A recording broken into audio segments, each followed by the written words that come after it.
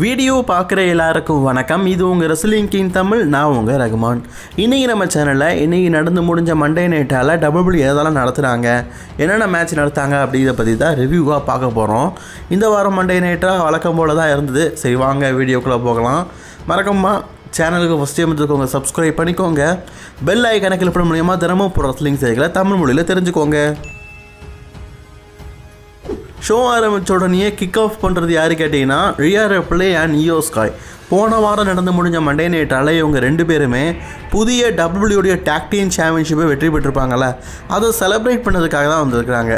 நாங்கள் ஒரு greatest tag team, எங்களுக்கு கிரேட்டஸ்ட்டு ஒரு டாக் டீம் சாம்பியன்ஷிப் இருக்குது. ஸோ இப்போ leading of the women's tag team டிவிஷனில் நாங்கள் தான் இருக்கோன்னு சொல்லும்போது டபிள்யூவில் இருக்கிற எக்கச்சக்க உமன்ஸ் டாக் டீம் டிவிஷன் வராங்க. குறிப்பாக Lyra Valkyria Bayley, Liv Morgan Roxanne, Asuka Kairi Sane இவங்கெல்லாம் வராங்க. இவங்க எல்லாத்துக்குமே பார்த்தீங்கன்னா இந்த சாம்பியன்ஷிப்பு வேணுமா, சாம்பியன்ஷிப்புக்கான வாய்ப்பை கேட்டு வந்திருக்கிறாங்க. ரா சைடே எத்தனை பேர் பார்த்தீங்கன்னா இந்த சாம்பியன்ஷிப்புக்காக வந்து நிற்காங்க பாருங்களேன். இதில் ஒரு கட்டத்தில் எல்லா டைமும் பார்த்தீங்கன்னா மாறி மாறி ஒருத்தருக்கு ஒருத்தர் சண்டை போடுறாங்க. ஃபைனலி பார்த்தீங்கன்னா ரியா ரிப்ளே மற்றும் இயோ ஸ்காய் அவங்க மட்டும் தான் நினச்சி நிற்கிறாங்க. மற்ற எல்லாரையுமே ரிங்குக்கு வெளியில் தள்ளி விட்டுட்டாங்க. உங்களுக்கு வாய்ப்பு வேணும்னா உங்களுக்குள்ளே சண்டை போட்டு ஒரு கண்டென்ட்டை நீங்களே தேர்ந்தெடுங்க, அவங்க கூட நாங்கள் மோதுறதுக்கு ரெடியாக இருக்கிறோம் அப்படின்னு சொல்லிட்டு ரியா இயோ ஸ்காய் சொல்லிட்டாங்க. ஸோ அவங்களுக்குள்ள ஒரு மேட்ச் இன்றைக்கி கன்ஃபார்ம் இருக்குது. அண்ட் ஏஜே ஸ்டில் பேக் ஸ்டேஜில் இன்டர்வியூ கொடுக்குறாருங்க. அவர் என்ன சொல்கிறாருன்னா, ஜான்சன் அவர் டேப் அவுட் பண்ணிட்டேன்னு சொல்லிட்டு நீ ரொம்பவே பெருமை பீதியில் இருக்க, அந்த பெருமையை அடக்கிறதுக்காக இன்றைக்கி உனக்கும் எனக்கும் நடக்கிற மேட்ச்சில் நான் ஒன்றை டேப் அவுட் பண்ண வைப்பேன் அப்படின்னு சொல்லியிருக்காரு. அதாவது குந்தரையே நான் டேப் அவுட் பண்ண வைப்பேன் அப்படின்னு சொல்லிட்டு ஏஜே ஸ்டைல் சொல்லியிருக்காரு. சொன்னது நடக்குதா அப்படிங்கிறத வெயிட் பண்ணி பார்க்கலாம். இப்போ நம்ம ஜெயவன் இருக்கார்ல, அவருடைய நேரம் இன்றைக்கி தான். அவர் பார்த்திங்கன்னா டபிள்யூடியில் கான்ட்ராக்ட் சைன் பண்ணதுக்கப்புறமா மெயின் ராஸ்டரில் ஆனதுக்கப்புறமா ஃபஸ்ட்டு மேட்ச் விளாட போகிறாரு. இந்த எல் கிராண்ட் அமெரிக்கானோ கூட இருக்கிற பிராவோ பேரை பாருங்களேன். சரி, அவருக்கும் இவருக்கும் ஒரு மேட்ச்சு. எல் கிராண்ட் அமெரிக்கானோ வர ஸ்டோரி லைன் பண்ணுறது எதுவுமே ஃபேன்ஸ் மத்தியில் ஒரு அட்ராக்ஷனாக இல்லை. சரி, அப்படியே பேக் ஸ்டேஜுக்கு போகணுன்னு வைங்களேன். ஃபின் பேலர் கோடி ரோட்ஸ் கூட விளையாடிட்டு இருக்காரு வீடியோ கேமில்.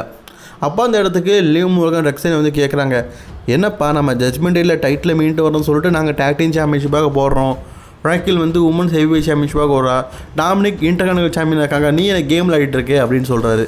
அதுக்கு fin baler, see you guys, நான் என்ன பண்ணுறேன் அப்படிங்கிறத வெயிட் பண்ணி பாருங்கள் அப்படின்னு சொல்லிட்டு ஃபின் பேலர் அந்த பொண்ணுங்களை பார்த்து சொல்கிறாரு. அதாவது நீங்கள்லாம் சாம்பியன்ஷிப்பாக மோதுறேன், நான் சும்மா இருக்கேன்னு சொல்லிட்டு எனக்கு கிண்டல் அடிக்கிறீங்களா, பாருங்கள் நான் என்ன பண்ணுறேன் அப்படின்னு சொல்லிட்டு ஒரு வார்னிங் மெசேஜ் மாதிரி அவங்க டீம் மெம்பர்ஸ்க்கே சொல்கிறாரு.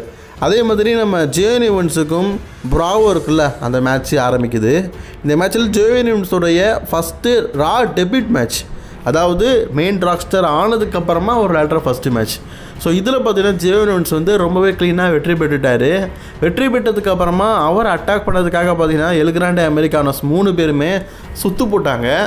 அந்த சுற்றுலேருந்து தப்பிக்கிறதுக்காக ஒரு ஜம்ப் பண்ணியிருப்பார் பாருங்களேன், உண்மையிலேயே சூப்பராக இருந்தது. அதாவது நீங்கள் 3 பேர், நான் 30 பேர் கூட சுற்று போடுங்க, நான் மங்கி மாதிரி தாவிக்கிட்டே இருப்பேன்னு சொல்லிட்டு ஜம்ப் பண்ணாருங்க. உண்மையிலேயே கோஃபி கிங்ஸ்டனுடைய அண்ணன் தான் இந்த இவர். பார்க்கறதுக்கு மட்டும் இல்லை, அவருடைய பிஹேவியர் முழுக்க இவருக்கு இருக்குது. அப்படியே பேக் ஸ்டேஜுக்கு போனோன்னா பால் ஹேமன் ரா ஜெனரல் மேனேஜர் ஆடம் பிஎஸை பார்த்து பேசிக்கிட்டு இருக்காரு. உனக்கான வாய்ப்பையும் உன் டீம் மெம்பர்ஸ்க்கான சான்ஸே நான் தந்துட்டேன், இதுக்கப்புறமா வேர்ல்ட் ஹெவி வெயிட் சாம்பியன்ஷிப்பான வாய்ப்பை நீ மறுபடியும் கேட்காத அப்படின்னு சொல்கிறாரு. அப்படியா, நம்ம வேணால் கூட இருக்க வேறு ஏதாவது டீல் போட்டு பேசலாமான்னு கேட்கும்போது ஒரு டீலும் உனக்கு கூட எனக்கு தேவையில்லை, நீ இந்த இடத்த விட்டு போகலாம் அப்படின்னு சொல்லிட்டு பால் ஹேமனை விரட்டி விட்டுட்டார். ஸோ மீண்டும் ஒரு வரை ஹெவி வெயிட் சாம்பியன்ஷிப்பான வாய்ப்பை கொடுக்க போகிறது இல்லையா. அண்ட் ஜே ஊசோ இன்றைக்கி ஜிம்மி ஊசோ வரல ராக்கு.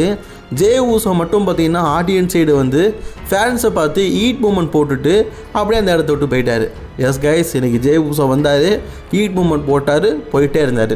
ஜிம்மி ஊசோ வராதனால பெருசாக எதுவுமே அவர் பேசலை. அடுத்தது சிஎம் பாங்குடைய நேரம்.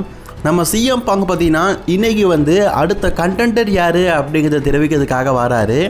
போன வாரம் பிரான் பிரேக்கர் கூட மோதினார், அதில் சக்ஸஸ்ஃபுல்லி பிரான் பிரேக்கரை வீழ்த்தி வெற்றி பெற்றார்ல. சரி, வாட் இஸ் நெக்ஸ்ட், அடுத்த சேலஞ்சர் யார் அப்படிங்கிறத தெரியப்படுத்துறதுக்காக சிஎம் பங்க் வந்து கேட்குறாரு. அப்போ அந்த இடத்துக்கு ஃபின் பேலர் வராரு. ஆக்சுவலி இதை யாருமே எதிர்பார்க்கல. ஃபின் பேலருக்கும் சிஎம் பங்க்கும் இது வரைக்கும் டபிள்யூல ஒரு சிங்கிள்ஸ் மேட்ச் நடந்ததே கிடையாது. ஆமாங்க, கேட்கறதுக்கு புதுசாக இருந்தாலும் உண்மைதான். ஸோ ஃபின் பேலர் அந்த இடத்துல சிஎம் பங்கு சேலஞ்ச் பண்ணது பல பேருக்கும் ஆச்சரியமாக இருந்தது. உனக்கு தான் தெரியும்ல பங்கு, நான் பல விஷயத்தை இழந்துட்டேன், இப்போ எனக்கு இந்த டைட்டில் வேணும், ஆப்பர்ச்சுனிட்டி தான் கேட்குறாரு. ஓகே, நீ கேட்குற, நான் ஓப்பன் சேலஞ்சு விட்டு அக்செப்ட் பண்ணிக்கிறேன், இன்றைக்கே நான் இந்த மேட்சை வச்சுக்கிறேன்னு சொல்லும்போது எனக்கு இன்றைக்கி வேண்டாம், நெக்ஸ்ட் வீக் என்னுடைய ஹோம் டவுனில் வந்து டபிள்யூ வந்து ஒரு ஷோ நடத்துனாங்க, அந்த மண்டே நைட்டால் எனக்கு வேர்ல்டு ஹெவி வெயிட் சாம்பியன்ஷிப் பண்ண வாய்ப்பு தா அப்படின்னு ஃபின் பேலர் கேட்குறாரு. சரி, இன்றைக்கி உனக்கு ரால மேட்ச் வேண்டாம்னு சொல்கிற, நெக்ஸ்ட் வீக் உன்னுடைய ஹோம் டவுனில் வேணும்னு சொல்கிற, அதை நான் அக்செப்ட் பண்ணிக்கிறேன். நீ அதில் டீமனாக வருவியா, இல்லாட்டா பிரின்ஸாக வருவியா, இல்லாட்டா பேலராக வருவேன்னு கேட்கும்போது நான் எதா வேணாலும் வருவேன்னு சொல்லுவார். நீ யாராக வேணாலும் வா, நாக் அவுட் பண்ணதுக்கு நான் ரெடியாக இருக்கிறேன், நான் ஒரு நல்ல டிஃபெண்டிங் சாம்பியன் அப்படிங்கிறத வாங்கிட்டே நிரூபிக்கணும்ல, அதனால் நான் ரெடியாக இருக்கிறேன் அப்படின்னு பங்கு சொல்லியிருக்கிறாரு. அண்ட் இதை தொடர்ந்து பார்த்தீங்கன்னா டபிள்யூ வந்து உமன்ஸுக்கான ஒரு நம்பர் 1 கண்டெண்டர் மேட்ச் நடத்துகிறாங்கன்னு சொன்னோம்ல, அதுக்கான மேட்ச் அடுத்தபடியாக நடக்க போகுது. இதில் ரக்ஸனே, லிவ் மார்கன், அதுக்கப்புறமா லைலா வெலிகிடா பேலி அண்ட் கபூக்கி வாரியர்ஸ், இவங்க 3 பேருக்குள்ளே தான் நடக்க போகுது. இந்த மேட்ச்சில் வெற்றி பெறவங்களுக்கு சாட்டர்டே நைட் மெயின் ஈவென்ட், அதாவது ஜான்வரி 24 நினைக்கிறேன். ஸோ அந்த டைமில் பார்த்தீங்கன்னா ஸ்மாக் டவுனுக்கு அடுத்த நாள் வந்து ஒரு சாட்டர்டே மெயின் ஈவென்ட் நடத்துகிறாங்க. அதில் வந்து டபிள்யூ பார்த்தீங்கன்னா இந்த மேட்ச்சை நடத்த போகிறாங்களாம். சரி, மேட்ச் ரொம்பவே விறுவிறுப்பாக போனாலும் ஃபைனலி வெற்றி வாகையை சூடுறது லீவ் அண்ட் ரெக்ஸனே தான். Yes guys, Liv Morgan and Roxanne இந்த மேட்ச்சில் வெற்றி பெற்றுட்டாங்க. உமன்ஸ் டாக் டீம் சாம்பியன்ஷிப்புக்காக சாட்டர்டே நைட் மெயின் ஈவெண்ட்டில் மோத போகிறாங்க. இது அஃபிஷியலி பார்த்தீங்கன்னா டபிள்யூடபிள்யூயும் கன்ஃபார்ம் பண்ணிட்டாங்க. நான் சொன்னது தான் கைஸ், இது சாட்டர்டே நைட் மெயின் ஈவெண்ட்டில் தான் நடக்க போகுது. அதுக்கு சில நாட்கள் இருக்கிறதுனால அது வரைக்கும் இந்த ஸ்டோரியை டெவலப் பண்ணுவாங்க. பெக்கி லிஞ்ச் பேக் ஸ்டேஜில் பார்த்தீங்கன்னா ஒரு ப்ரொமோ கொடுக்குறாங்க. போன வாரம் வந்து நான் மேக்ஸினை எதிர்த்து மோதி என்னுடைய உமன்ஸ் இன்டர் கான்டினென்டல் சாம்பியன்ஷிப்பை ரீடைன் பண்ணிட்டேன். இப்போது நெக்ஸ்ட் வீக் என்னுடைய ஹோம் கண்ட்ரியில் வந்து நான் வந்து ஷோ நடத்துகிறேன், அதில் என்னுடைய டைட்டிலை டிஃபெண்ட் பண்ணுறேன். மேக்ஸின் நீ மீண்டும் நிரூபிக்கணும் அப்படின்னு ஆசைப்பட்டேன்னா அதில் வா, நான் வந்து ஓப்பன் சேலஞ்சிங்கே விடுறேன், நீ அக்செப்ட் பண்ணிவிட்டு அதில் வா அப்படிங்கிற மாதிரி சொல்கிறாங்க. டபிள்யூ பார்த்தீங்கன்னா அதை அக்செப்ட் பண்ணிவிட்டு ஒரு மேட்சையும் கன்ஃபார்ம் பண்ணிட்டாங்க. நெக்ஸ்ட் வீக் நடக்க போகிற மண்டே நைட்டால் பெக்கி லிஞ்ச் அவங்களுடைய உமன்ஸ் இன்டர் கான்டினென்டல் சாம்பியன்ஷிப்பை மேக்ஸ்டின் கூட அகெயின் டிஃபெண்ட் பண்ண போகிறாங்க. இது எத்தனாவது தடவை, 5வது தடவையா இவங்களுக்கு நடக்கிற மேட்ச்சு? எத்தனை தடவை நடத்துவாங்கன்னு தெரில. மேக்ஸினுக்கும் பெக்கிலிக்குமான ஸ்டோரியை முடிக்க மாட்டாங்க போல இருக்குது. வீக்லி கண்டினியூ பண்ணிட்டே இருக்கிறாங்க. மேக்ஸின் பேக் ஸ்டேஜில் என்ன சொல்கிறாங்கன்னா, போன வாரம் நடந்ததில் நான் பார்த்தேன், நீ வந்து ரோலப் முறையில் சீட் பண்ணி வின் பண்ணிட்ட, ஆனால் இதுக்கப்புறமா அந்த சீட்டிங் நடக்காது, நான் சொன்னது தான், உன்னை டேப் அவுட் பண்ண வச்சு தோக்கடிப்பேன், நெக்ஸ்ட் வீக் நடக்க போகிற மண்டே நைட்டால் நான் வழி தாங்க முடியாமல் நான் தோத்துட்டேன் அப்படின்னு நீ சொல்ல போகிற, அதே மாதிரி நான் வெற்றி பெற போகிறேன் அப்படிங்கிற மாதிரி மேக்ஸின் பேக் ஸ்டேஜில் இன்டர்வியூ கொடுக்குறாங்க. அடுத்தது ரெக்கில் ராட்ரிகஸோடைய நேரம். ராட்ரிகஸ் போன வாரம் பார்த்தீங்கன்னா ஸ்டெஃபினி வால்கரை பயங்கரமாக அட்டாக் பண்ணியிருப்பாங்க, அதில் அவங்களுக்கு இன்ஜுரி ஆயிடுச்சு அப்படிங்கிற கதையெல்லாம் அவங்களுக்கு தெரியும். இப்போ அதை பற்றி பேசிகிட்டு இருக்காங்க. அண்ட் உமன்ஸ் வேர்ல்டு டைட்டில் எனக்கு வேணும், நான் அதை நோக்கி தான் போக போகிறேன் அப்படின்னு சொல்லும் போதே ஸ்டெஃபினி வால்கர் அந்த இடத்துக்கு வந்துட்டாங்க. வந்து என்ன சொல்கிறாங்கன்னா, நான் வந்து என் டைட்டில் கொடுக்குற ஐடியாவே கிடையாது, நான் கொடுக்க மாட்டேன், ஐ ஆம் த சாம்பியன் அப்படின்னு சொல்லும்போது இதெல்லாம் கேட்டுட்டு இருந்த ராட்ரிகஸுக்கு கோவம் வந்துருச்சு. கோவத்தில் ஸ்டெஃபினி வால்கர் அட்டாக் பண்ணதும் மட்டும் இல்லாமல் அவங்க சாம்பியன்ஷிப் எடுத்து ஏதோ நம்ம படையப்பா படத்தில் பெல்ட்டை உருவி அடிப்பாங்கள்ல, அந்த மாதிரி பெல்ட்டை உருவி அவங்களுடைய காலிலே அடிக்கிறாங்க. இருந்தாலும் ஸ்டெஃபினி வால்கரோட ஆக்டிங்க்கு ஆஸ்கர் அவார்டே கொடுக்கலாம் போல இருக்குது. அவ்வளோ சேஃப்டியாக நல்லா காலில் பெல்ட்டெல்லாம் போட்டிருக்காங்க. அதையும் தாண்டியாக அந்த பெல்ட்டு போட்டு அடித்தது வலிக்கிறது, வலி தாங்க முடியலையே அப்படின்னு கத்துறாங்க. ஸ்டெஃபினி வால்கருக்கு உண்மையிலேயே இன்ஜுரியா இல்லை டபிள்யூலேருந்து வேணுக்குன்னு இப்படி ஸ்டோர் லைன் கிரியேட் பண்ணுறாங்களான்னு தெரில.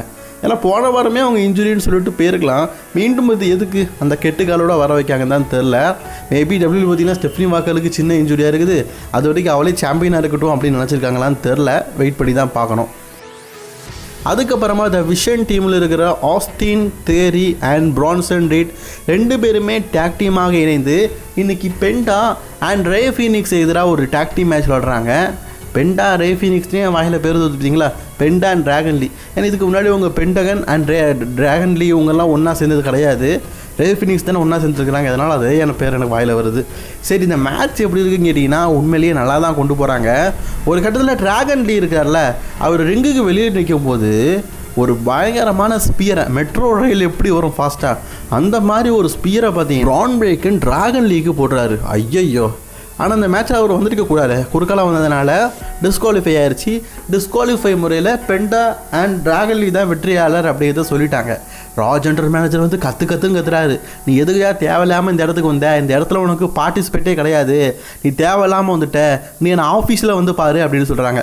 இவங்க பேசிகிட்டு இருக்கிற இடத்துல பிரான்சன் ரீடு, லோகன் பால், ஆஸ்தின் தேரி இவங்கெல்லாம் சேர்ந்து பென்டாக்கு சுனாமி ஃபினிஷரை போட்டுட்ருக்காங்க. இந்த பக்கம் அவர் பிரான்சன் ரீடுகிட்ட பேசினா டிராகன் லீக்கு ஒரு அகெயின் ஒரு ஸ்பீரை போடுறாரு. கோவம் வந்துட்டு பிரான் பிரேக்கருக்கு, என்னடா நீ என்ன இழுத்து பேசிகிட்டு இருக்கேன்னு சொல்லிட்டு ஒரு முக்கில் தள்ளி ஜென்ரல் மேனேஜர் கூட பார்க்காம கும்முன்னு கும்புறதுக்கு போயிட்டாருங்க. செம டென்ஷன் ஆகிட்டார் மொட்டை. ஏண்டா நான் ஒரு ஜென்ரல் மேனேஜர் மரியாதை இல்லாமல் தோளில் கை வைக்கிற, சட்டையில் கை வைக்கிற, வெளியே போடா, அந்த ஷோ விட்டு வெளியே போடா, உனக்கு இங்கே அருகதையே கிடையாது, வெளியே போடான்னு கத்துறாரு. பார்லிமெண்ட் ஐயாவும் பார்த்தீங்கன்னா ஐயா மன்னிச்சுக்கையா, தப்பு பண்ணிட்டாயா, விட்டுறியான்னு சொன்னாலும் அவர் கேட்குற பாடு இல்லை. டென்ஷன் ஆகிட்டார், மொட்டைக்கு டென்ஷன் மண்டையில் ஏறிட்டு போல இருக்கு. அண்ட் ஜே ஊசோ பேக் ஸ்டேஜில் அவருடைய பிரதரான ஜிம்மி ஊசோ கிட்ட இன்றைக்கி நான் ஷோவில் ஹேண்டில் பண்ணிட்டேன், நீ நல்லா பத்திரமா இரு அப்படிங்கிற மாதிரி பேசிகிட்டு இருக்காரு. நான் அவரோட ஒய்ஃப் நியோமிக்கு வந்து இப்போது ப்ரெக்னென்சி மந்த் வந்துருச்சு, அதனால் அவர் கூட இருக்கிறாராம், வெளிநாட்டுக்கெலாம் பயணம் செய்யலையாம், அதனால தான் ஜிம்மி ஊசோ இன்றைக்கி வரலாம். அதே மாதிரி பார்த்தீங்கன்னா நம்ம ஓட்டிஸ் கட்டி பிடிச்சி வாழ்த்துக்கள் தெரிவிச்சிட்டு இருக்காரு, நீ சாம்பியன் ஆகிட்ட, அதே நேரத்தில் நான் ஒன்று கேட்குறேன், தப்பாக நினைக்க மாட்டேன் அப்படின்னு கேட்கும்போது, ஸ்கேல்பா அப்படின்னு கேட்கும்போது இந்த டைட்டில் எனக்கு ஆப்பர்ச்சுனிட்டி வேணும்னு. காமெடி பண்ணாமல் கேட்கும்போது காமெடியெலாம் பண்ணல, நான் சீரியஸாக சொல்கிறேன், எங்களுக்கு இந்த டைட்டில் வேணும், இந்த டைட்டிலுக்கான ஆப்பர்ச்சுனிட்டியை நீங்கள் தருவீங்களா அப்படின்னு கேட்குறாரு. ஜே ஊசோவும் பார்த்தீங்கன்னா ஓகே நான் அக்செப்ட் பண்ணிக்கிறேன், என்னோடய பிக் பிரதர் ஜிம் வந்ததுக்கப்புறமா இந்த டைட்டில் உங்களுக்கு அகேன்ஸ்டாக டிஃபெண்ட் பண்ணுறேன்னு சொல்லார். அண்ட் அதே மாதிரி பெண்டா அண்ட் டிராகன் லீ அடிபட்டு இருக்கிறாங்களே, அங்கே ஜோனி இவன்ஸ் வந்து என்னால் வர முடியல, மன்னிச்சுக்கோங்க, விஷன் டீமை ஹேண்டில் பண்ணதுக்காக நான் இதுக்கப்புறமா உங்களுக்கு கண்டிப்பாக ஹெல்ப் பண்ணுவேன் அப்படின்னு சொல்லிட்டு ஜோனி இவன்ஸ் பார்த்தீங்கன்னா பெண்டாக்கிட்டையும் ரே ஃபினிக்ஸையும் பேட்டிகிட்டு இருக்காரு. அதே நேரத்தில் இங்கே பிரான் பிரேக்கரை ஆடம் பியர்ஸ் கோவத்தில் வராரு. டே என்னடா பண்ணி வச்சுருக்கிற, என்ன என் மேலே கைய வைக்கிற, டபிள்யூ அஃபீஷியல்ஸ் மேலே கைய வைக்கிற, இதுக்கு மேலே என்னால் பொறுக்க முடியாது, நான் உன்னை இந்த கம்பெனியில் இருந்து சஸ்பெண்ட் பண்ணுறேன், அது எத்தனை நாளும் சொல்ல மாட்டேன், நான் இந்த ரெஸ்லிங் கம்பெனியை விட்டு போகலாம் அப்படின்னு சொல்லிட்டாரு. பிரான் பிரேக்கர் கோவத்தில் முழிக்கிறாரு, என்னை சஸ்பெண்ட் பண்ணிட்டேடான்னு. அதே மாதிரி வேர்ல்டு ஹெவிவெயிட் சாம்பியன்ஷிப்புக்காக நெக்ஸ்ட் வீக் பார்த்தீங்கன்னா சிஎம் பாங்குக்கும் ஃபின் பேலருக்கும் மேட்ச் இருக்குது. இது அஃபிஷியலி பார்த்தீங்கன்னா மேட்ச் கார்டாகவே போட்டாங்க. ஸோ நெக்ஸ்ட் வீக் ஒரு சம்பவம் இருக்குது கைஸ், பெரிய பாயோடைய சம்பவம் இருக்குது. அண்ட் ஓபா ஃபெம்மி கூடிய சீக்கிரம் டபிள்யூடிக்கு வர போகிறாரு, அது நீண்ட நாளுக்காகவே சொல்லிட்டு தான் இருக்காங்க. அதை மீண்டும் பார்த்தீங்கன்னா எமிட் பண்ணும் விதமாக ஓபா ஃபெம்மி கம்மிங் சூன் அப்படின்னு சொல்லியிருக்கிறாங்க. ஆனால் எந்த பிராண்டுன்னு தெரியல, ராலையும் இப்படி தான் அப்டேட்ஸ் பண்ணுறாங்க, ஸ்மாக்டவுன்லையும் இப்படி தான் அப்டேட்ஸ் பண்ணுறாங்க. அதன் பின்பு main event of the show இன்னைக்கு நம்ம phenomenal AJ Styles and ring general குந்தருக்கு இடையிலான அந்த பெரிய மேட்ச் எதிர்பார்க்கப்படுது. அந்த மேட்ச்சும் நடக்குது. மேட்சை பொறுத்த வரைக்கும் உண்மையிலேயே இந்த மேட்ச்சில் பெரிய பாய் யாருன்னா ஏஜே ஸ்டைல் தாங்க. பிச்சு எடுத்துட்டாரு குந்தரை. ஏண்டா பேச்சாடா பேச்சுற, மன்னர் பரம்பரை மண்ணாங்கட்டி பரம்பரை, இப்போ பாரு உன்னை விளக்கமாறு பரம்பரையாகிறன்னு சொல்லிட்டு குந்தரை அடின்னு அடிக்கிறாரு. உண்மையிலேயே ஸ்டைலுடைய பர்ஃபார்மன்ஸ் வேறு லெவலு. ஒரு கட்டத்தில் ஏஜே ஸ்டைல் வந்து நான் வெற்றி பெற்றுட்டேன் நான் டாப் அவுட் பண்ணிட்டான் அப்படின்னு சொல்கிறாரு. அப்படி எதுவுமே இல்லையே அப்படின்னு சொல்லிட்டு ரெஃப்ரி பார்க்கும்போதே ஒரு லோ ப்ளோ போட்டு குந்தர் ஃபைனலி பார்த்தீங்கன்னா வின் பண்ணுற மாதிரி காட்டிட்டாங்க.